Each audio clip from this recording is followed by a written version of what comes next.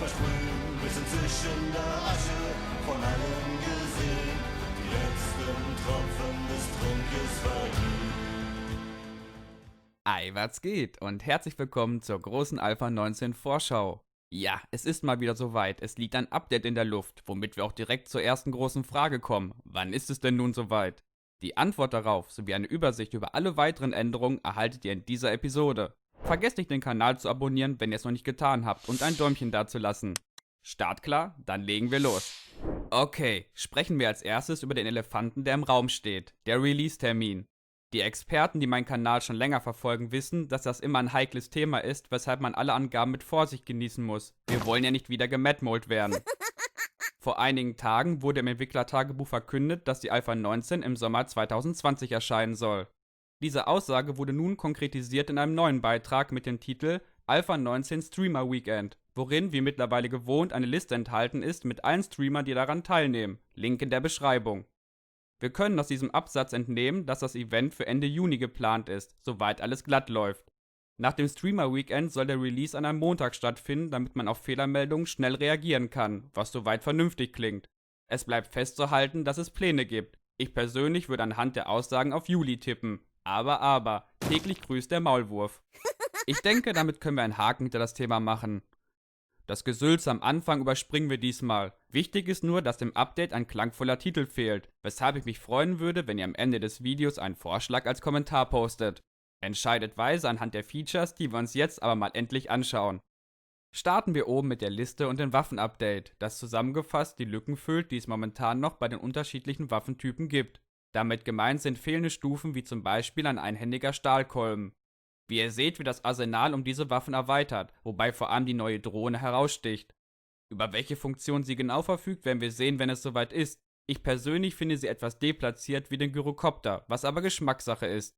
Ohne Frage ist sie ein Hingucker, genau wie die anderen neuen Waffenmodelle, die nun größtenteils überarbeitet sind. Kommen wir zum nächsten Punkt. Neue Bücher, was genauso unspektakulär ist, wie es klingt, allerdings notwendig.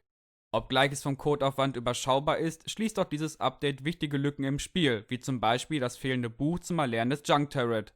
Neu dabei ist Bar Brawling, was an die bisher auskommentierte Drunken Master Fähigkeit erinnert und unseren Faustkampf verbessert.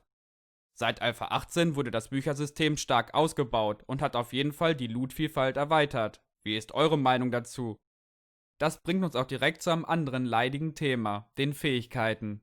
Manch einer kann es vermutlich schon nicht mehr hören, da sich die Arbeiten daran bereits durch mehrere Alphas ziehen. Aber wir kommen der Sache näher, oder besser gesagt dem Endkonzept der Pimps.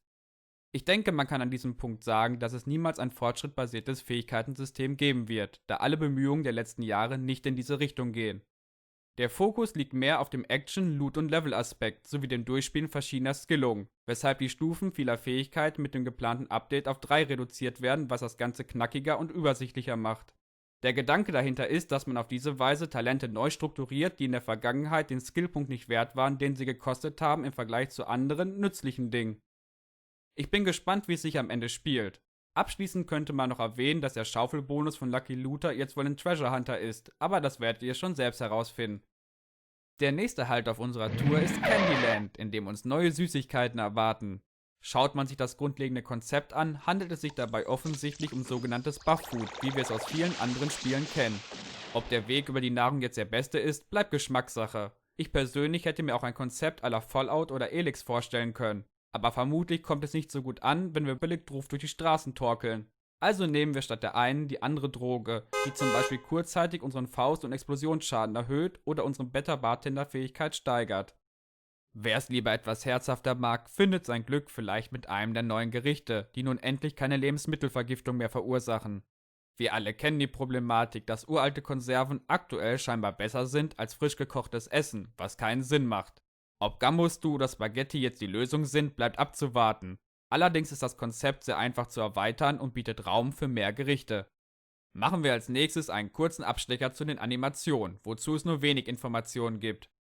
Anscheinend wurde die Animation von Einhandwaffen in der Third Person überarbeitet, was generell nicht verkehrt ist, und Zombies verfolgen unsere Bewegung zukünftig mit ihrem Kopf.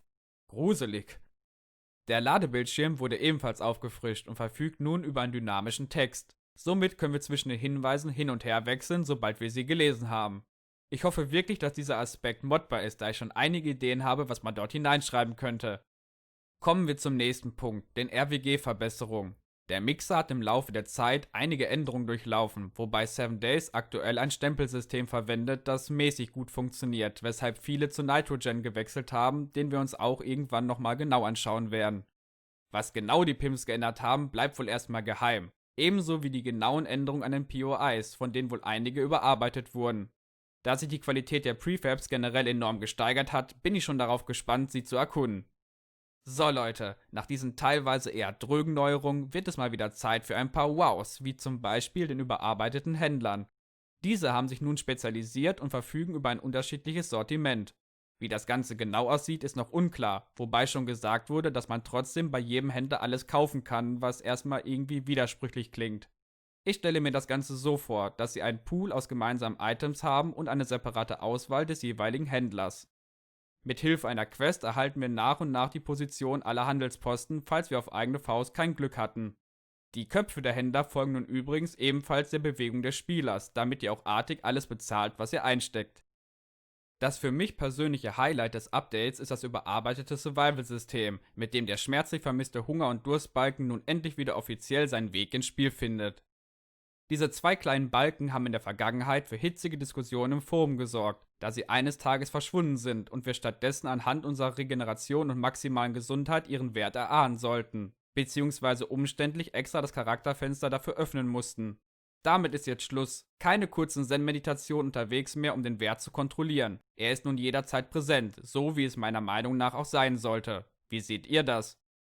Als Krönung des Survival-Systems wurden die Verletzungen überarbeitet, sodass Gegner uns nun unterschiedliche Wunden zufügen können, wie zum Beispiel Schnittwunden, Armverstauchung und Brüche. Leider flacht es hier auch wieder etwas ab, da sich alle Verletzungen in Form von reduzierter maximaler Gesundheit bzw. Ausdauer bemerkbar machen. Aber der gute Wille zählt und kann ja noch ausgebaut werden. Den Rest können wir uns, glaube ich, schenken und überlassen ihn unserer Fantasie. Alles klar, soweit zum Inhalt des Alpha 19 Updates. Habt ihr mittlerweile eine Idee für einen Titel? Vergesst ihn nicht als Kommentar zu posten. Wie ihr seht, lese ich mir stets alles durch und freue mich über eure Nachrichten. In dem Sinne, habt eine geschmeidige Woche und bis zum nächsten Mal.